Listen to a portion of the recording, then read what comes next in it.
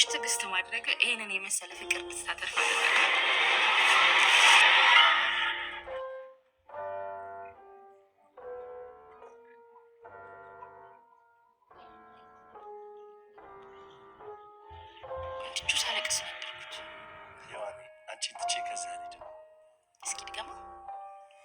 ማንን ትቼ ነው ያልከው?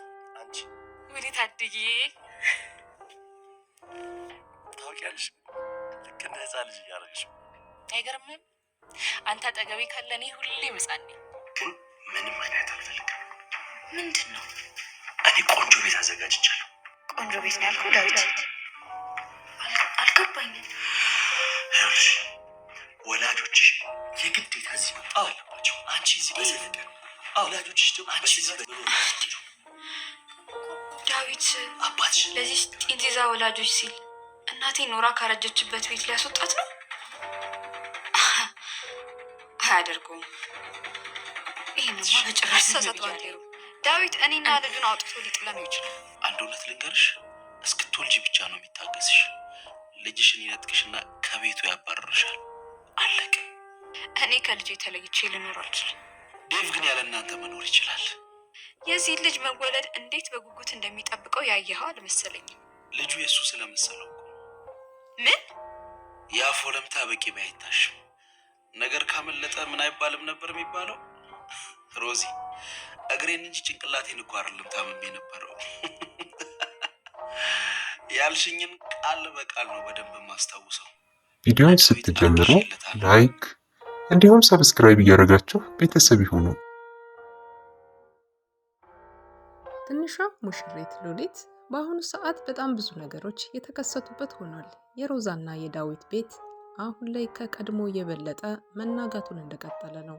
ምክንያቱ ደግሞ አሁን ላይ ዳዊት ነገሮችን ነቅቶባታል።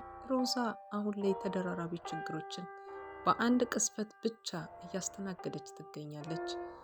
ሮዛ የማትችለው ብዙ ነገሮችን መቋቋም የሚያቅታትን ነገሮች በአንድ ቅስፈት ውስጥ እንዴት እያስተናገደች እንደሆነ አብረን እንመለከታለን።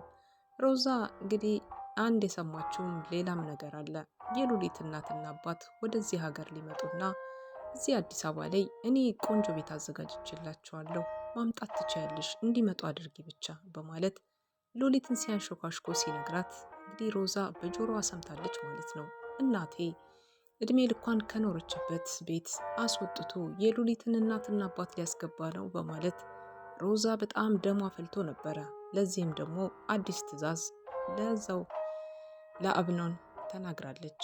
አብኖን እንግዲህ እንደፈረደበት ያንንም ግደል፣ ያንንም እሰር፣ ያንንም አፍን እየተባለ ለስንቱ እጁ እንደሚደርስ ባላቅም አብኖን እንግዲህ አሁንም ደግሞ በሉሊት ላይ አዲስ ስራ እንዲጀምር ታዟል ማለት ነው። ዴቭ እንግዲህ ሳይሞት ነበር የተመለሰው። ሮዛ ጨካኝና በጣም ክፉ ራስ ወዳድ ሆናለች። ይሄ ደግሞ ምክንያቷ ከመጀመሪያ ድህነቷ የተነሳ ሊሆን ይችላል። ሰው አላወቀላትም እንጂ ይሄ መጀመሪያ የነበረባት ድህነት ወይም ደግሞ መጀመሪያ ላይ የነበረባት ከባድ ተጽዕኖ ያሳደረባት ሌላ ነገር ይኖራል እንጂ መቼም በእንደዚህ አይነት በቅንጦት ኑሮ ውስጥ እየኖረች እንደዚህ ክፋትና መጥፎ ነገርን አትመኝም ነበር። ዛሬ የልጅ አባት የትኛው እንደሆነ አላቅም ላለችው ሰው አንደኛውን ልታስገድለው አስባ ነበረ። ጨርሱት ስትል ትዕዛዝ ያስተላለፈችው ሮዛ ግን ዴቭ ከኋላው ደርሶለት ስለነበር ባንቴሮን አሁን ላይ ዴቭ በህይወት መቆየትና እንዲሁም መተንፈስ ችሏል።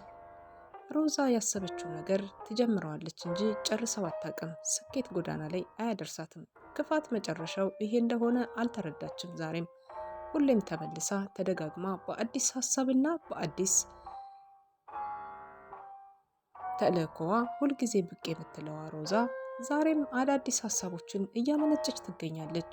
ምክንያቱ ደግሞ ራስ ወዳድነትና እጅግ በጣም የሀብት ጥም አለባት። አሁን ሮዛ ምን ልታደርግ ትችላለች? ቤቱ ወደ እነ ሉሊት ሊሄድ ነው። እንዲሁም ደግሞ ዴቭ ሲያዘጋጅላቸው ቤት ለነማን ነው? ዴቭ እንደገና በሌላም ነገር ደግሞ ዛሬ አይታለች። ያየችው ነገር በጣም ገርሟታል።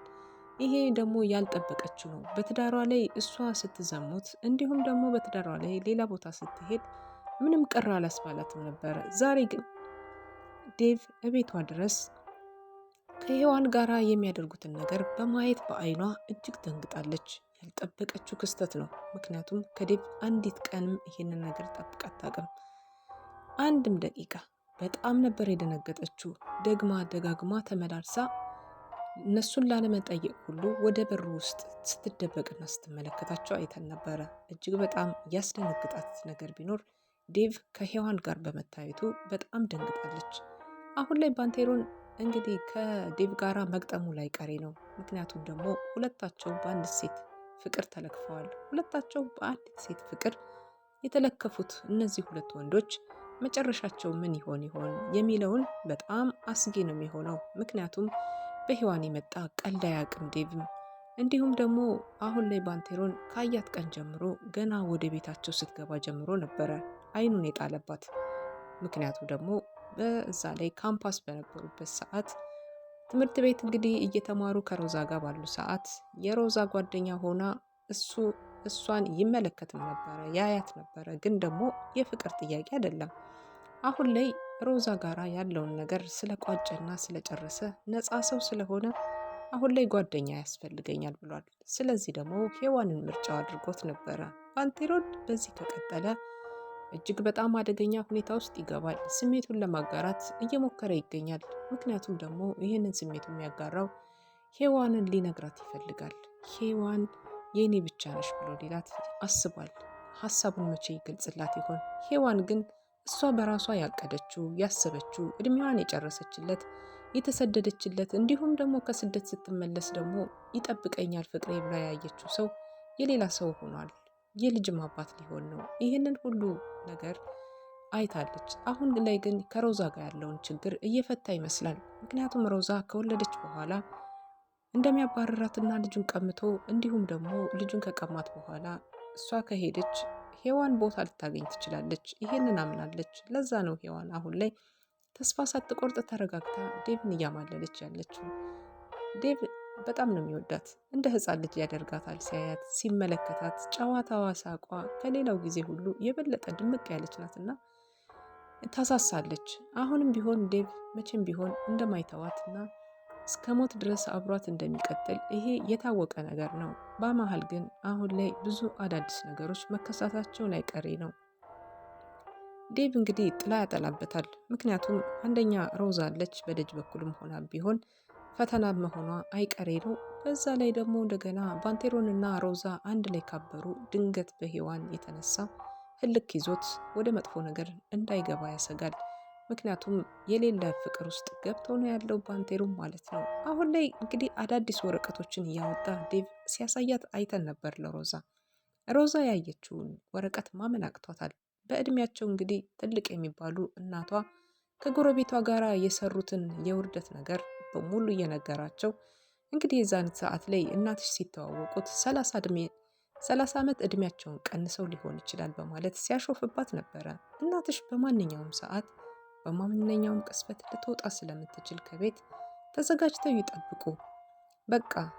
ምክንያቱም አሁን ይሁን በኋላ ይሁን ወይም እድሜ ልካቸውን ይሁን እስከሚሞቱም ይሁን ሊኖሩበትም ሊቆዩበትም የሚችሉት ቅስፈት ድንገት ስለሆነ ተዘጋጅታችሁ መጠበቅ አለባችሁ። በቃ ላናግርህ ፈልጌ ነበር ብላ ሮዛ ይህንን ጥያቄ ጠይቀው ነው ለዚህ መልስ የሰጣት። ምክንያቱ ደግሞ እናቴ የምትቆይበት ጊዜ ምን ያህል ጊዜ ነው እዛ ቤት እንድናመቻችላት በማለት ለጠየቀችው ጥያቄ ነው ይህንን መልስ የሰጣት። ይሄ ማለት ደግሞ ሮዛ እጅግ በጣም እንዳፈረችና በስራዋ እንደተጸጸተች ግን አያሳይም። ዛሬም ላይ አዲስ እድል እየሰጣት ሊሆን ይችላል ዴቭ። እሷ በዚህ ህይወቷ ላይ ምንም አይነት አዳዲስ ነገሮችን ትፈጥራለች እንጂ ለተንኮል አዲስ ነገርን ለመፍጠር በውስጧ የጸጸት ስሜት አይሰማትም። ትናንት ካለፈችው ከመጣችበት መንገድ ተመልሳ አሁንም እዛው ድባቅ ለመምታት እየተዘጋጀች ትገኛለች። አጥፍቼ እጠፋለሁ ነው እሷ አሁንም ሀሳቧ። ልጇን ትታቀፋለች፣ ትወልዳለች። አሁን ግን እናቴ ማረፊያ የላትም፣ ያካበተችላትም ንብረት የላትም። እሷ የምትኖርበት ምንም ቤት የላትም። ሀብቱ ንብረቱ ሁሉ የዴቭ ነው። እናቷም የምትኖርበት ቤት አሁን የሌላ ሰው ሆኗል። አሁን ላይ ሮዛ ጭንቀት ውስጥ ገብታለች። ሮዛ ማን ይሆን የሚያድናት? አብኖን እውነት እሷን ፈልጎ ነው? አብኖን እስካሁን ድረስ ልጅ እንደተረገዘለት አያውቅም። እውነት እንደተረገዘለት ቢያውቅ የማናችሁ እንደሆነ አላቅም ነበር ስትለኝ ነበር። ይሄን ደግሞ ቃላት ስትናገር እንግዲህ የሰማት ባንቴሮን ሰምቷት ነበር። እግሩን ታሞ ከቤት ከተኛ በኋላ የማናቸው ልጅ እንደሆነ ባታቅም ከሁለት ወንዶች ላይ ግን እንደሄደችና ከዴብ ወይም ደግሞ ከአብኖን እንደሆነ ልጁ ትገምታለች። ግን የማናቸው እንደሆነ እሷም ጠንቅቃ አታቅም ማለት ነው። ይሄ ነው አሁን አዲሱ ነገር። አብኖን ለራሱ ጥገኛ የሆነና ገንዘብ ፈላጊ ይመስላል ከእሷ። በስተመጨረሻም ሮዛ ምንን ይውጣት ይሆን? እንዴት አድርጋ ታልፎ ይሆን ይሄን ሁሉ መከራ? ከእናቷ ጋር አንድ ላይ አብረው ሴራ የሚጠነስሱት ሮዛና እናቷ መጨረሻቸው ምንድን ነው የሚሆነው? ውድቀት ወይስ ደግሞ እንደ አዲስ አፈር ልሰው አፈር ቀምሰው እንደ መጀመሪያቸው ተነስተው አሁንም ተንኮልና ሴራቸውን ሊያሴሩ ይችላሉ? አይታወቅም። ለማንኛውም በቀጣይ ደግሞ አብረን የምናይ ይሆናል። ሰብስክራይብ፣ ላይክ፣ ሼር እያደረጋችሁ ቤተሰብ ያልሆናችሁ ቤተሰብ እየሆናችሁ